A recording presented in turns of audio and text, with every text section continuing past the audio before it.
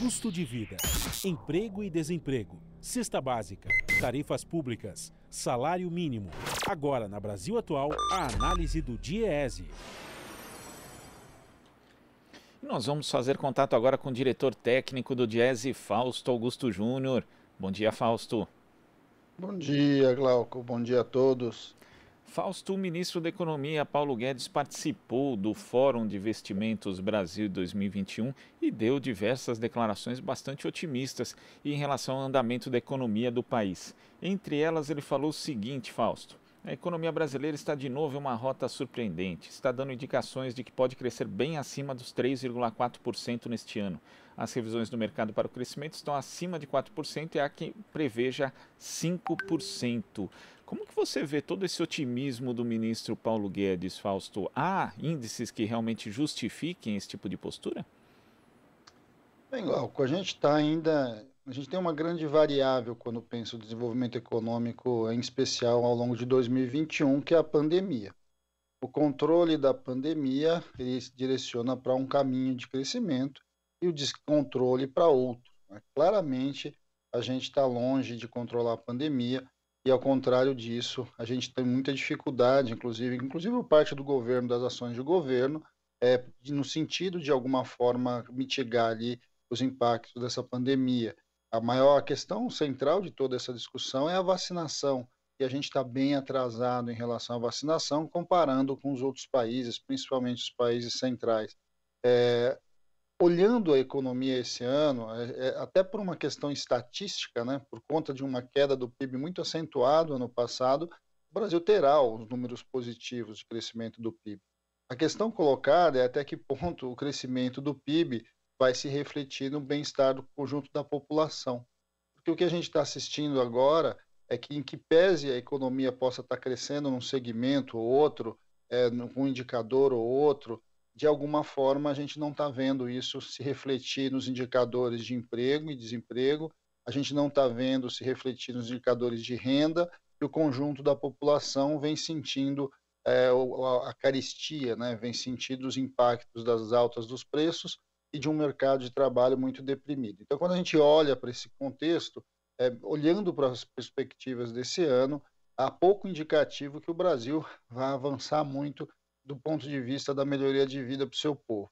Eu insisto, né, pode ser que em algum número ou outro apareça positivo, até porque o mundo inteiro agora começa a apontar para uma questão, para um retorno aí das atividades, até por conta da alta taxa de vacinação, por exemplo, nos Estados Unidos, o controle da pandemia na China, isso tudo puxa a economia global, mas o Brasil ele ainda está bem aquém da sua lição de casa no que se diz respeito ao controle aí sanitário de um lado e de outro lado, minimamente a gente tem as condições para que a economia, o crescimento da economia se reflita para o conjunto da população brasileira.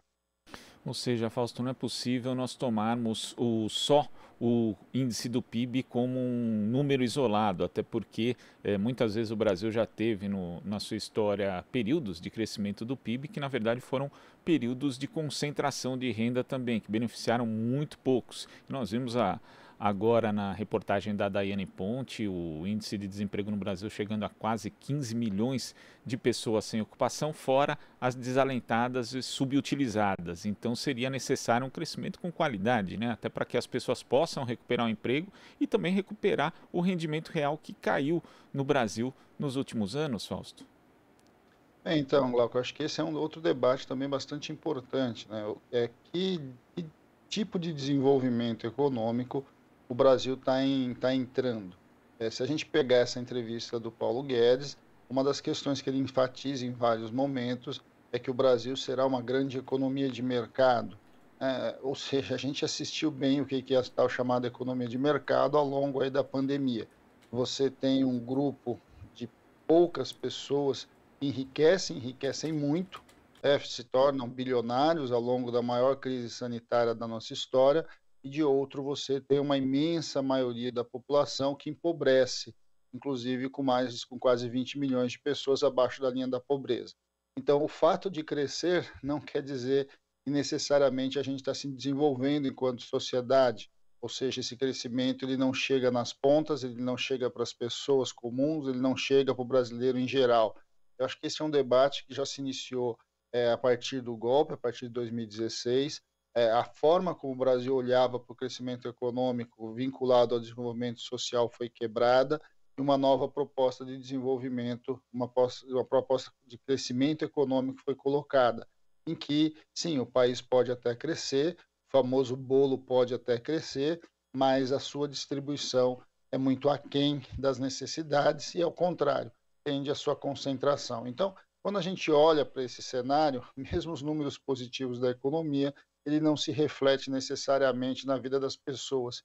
E é importante dizer, não porque isso é só um problema ali temporário, uma questão de acertos aí dos índices, mas é principalmente um projeto de desenvolvimento, que privilegia os ricos em detrimento aos pobres, que coloca o patrimônio público do Estado à disposição do mercado, que concentra a renda na mão das grandes corporações globais, ao contrário de você minimamente proteger ou lidar ali com as pequenas empresas, onde a maior parte dos empregos está alocado. Então, quando a gente olha para essa proposta que está em curso, não só no governo Bolsonaro, mas já no governo Temer, a gente vai assistindo ali essa chamada aí ponte para o futuro.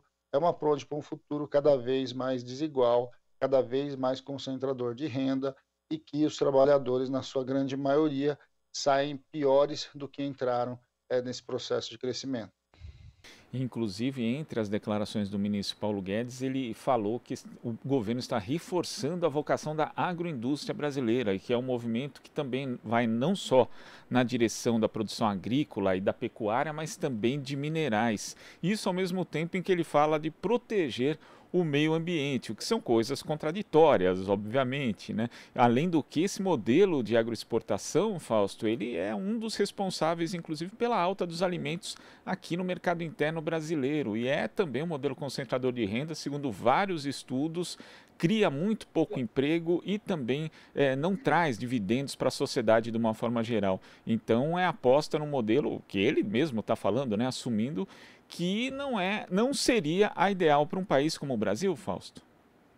E aí é algo bastante assustador, Glauco, porque de alguma forma o que o ministro indica com a fala é continuar esse processo ali das grandes plantations, né, ou seja, das grandes propriedades de terra, com monocultura para exportação, e essa monocultura para exportação gerando cada vez menos emprego de um lado e de outro você ainda tendo uma condição de trabalho muito ruim e que a gente sabe como é que o tipo de emprego que é gerado e como que isso, de certo modo, impacta ali as sociedades no seu entorno.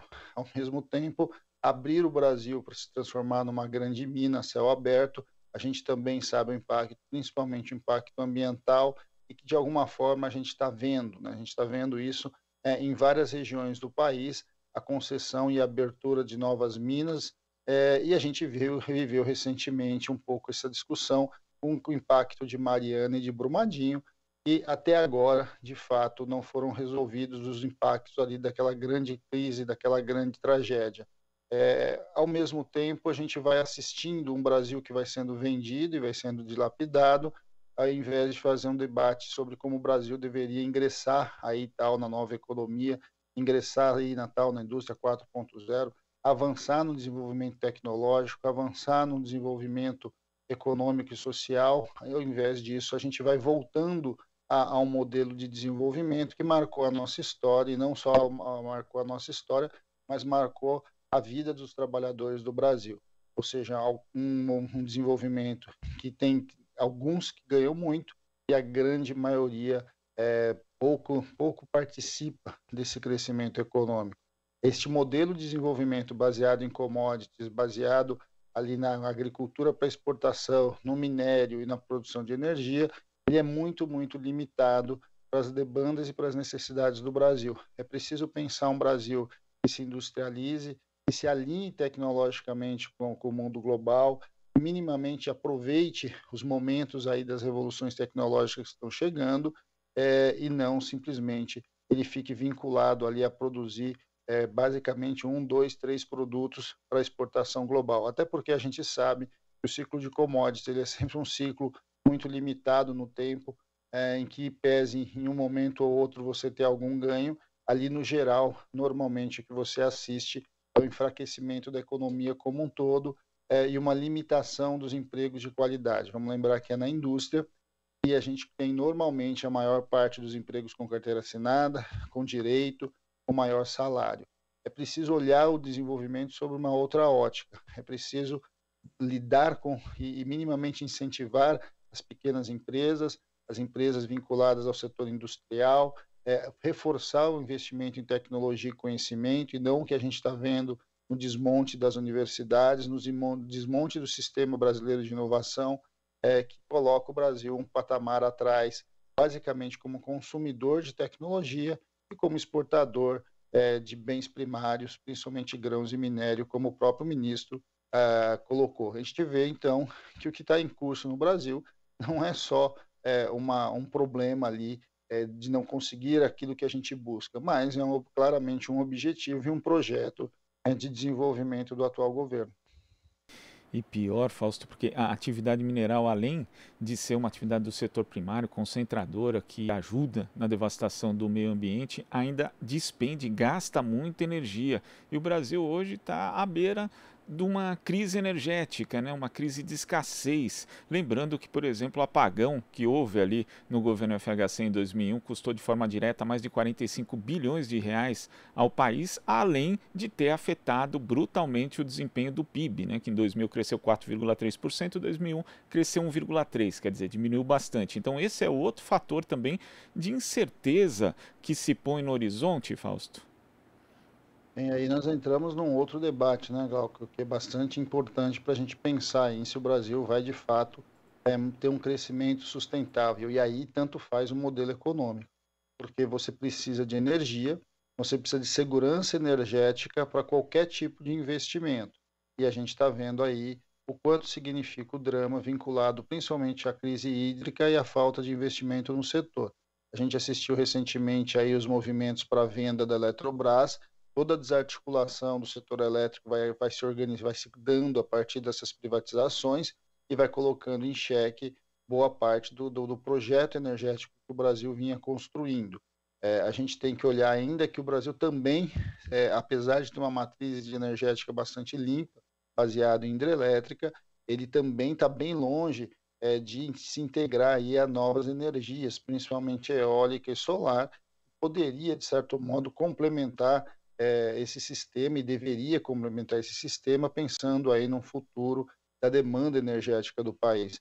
Por outro lado, o que a gente assiste, a gente viu aí nesse debate recente aí se pode ter ou não apagão, é que a tendência é você outorgar termoelétricas, combustível fóssil, que tem um preço de energia muito mais cara. Então, quando a gente olha esses dilemas todos, a gente vai vendo e mesmo esse desenvolvimento aí, esse crescimento que o ministro eventualmente possa, enfim, ele cita, ele fala, tem buracos bastante grandes no seu projeto. E uma delas, não há a menor dúvida, que é a questão de energia. Está se produzindo menos energia do que o necessário, está se consumindo, e vamos lembrar, né, a pandemia não consome mais energia. Normalmente, no momento pandêmico, ele consome menos energia. A gente tende a sair da pandemia em algum momento, e aí você vai ter uma demanda por energia muito maior do que a gente está tendo hoje. E esta demanda, minimamente, talvez não vai ser, não vai encontrar saída se você não tiver investimentos efetivos no setor. Algo que está paralisado. Vamos lembrar que desde a construção das grandes hidrelétricas, pouca coisa foi feita nesse setor. E, de alguma forma, a gente está bem longe, então, de equacionar esse problema. E esse problema é um problema bastante grave, que vai enfrentar, de certo modo, e vai limitar o nosso crescimento e o nosso desenvolvimento. E vamos lembrar, né? Luz, energia, tem que ser energia para todos. Não pode ser só para alguns, incentivada e barateada para alguns e encarecida para outros, como a gente está assistindo hoje. Tá certo, Fausto. Muito obrigado pela sua participação aqui no Jornal Brasil Atual e até a próxima. Até a próxima, Glauco. Bom dia a todos novamente. Bom dia. Conversamos aqui com o diretor técnico do Diese, Fausto Augusto Júnior. Aqui você ouve as notícias que os outros não dão. Jornal Brasil Atual.